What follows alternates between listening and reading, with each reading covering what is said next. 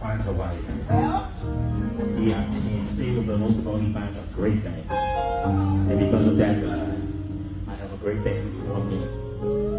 Allison Gary Dunbar, will you marry me?